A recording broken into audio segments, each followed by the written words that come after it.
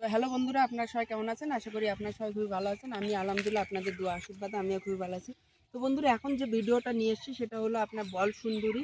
ঠিক আছে, বল সুন্দরী কুল কেমন ফলন হচ্ছে এবং কেমন টেস্টি সেটা আপনাদের সামনে দেখাবো। আর ক্যামেরাম্যানকে বলবো ক্যামেরাটা কাছে আনতে। আর আমি আজকের ভিডিওটা যেটা করছি শর্ট টাইমে, ঠিক আছে, বল সুন্দরী কুলটা এটাও আপনারা চাষ করতে পারেন অবশ্যই, কারণ এরও ফলনটা খারাপ নয়, এরও ভালো ফলন হচ্ছে।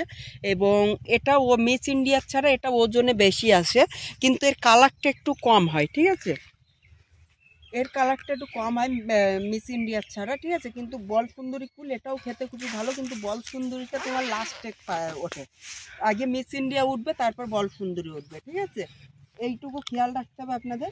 আর মিস ইন্ডিয়া আগে ওঠে, আর মিস ইন্ডিয়ার বাজারটা সব থেকে বেশি পাওয়া যায় বল সুন্দরীর ছাড়া। কিন্তু বল সুন্দরী চাষ করলে যে লস হবে তা নয়। ঠিক আছে, আপনি বল সুন্দরীও চাষ করতে পারেন।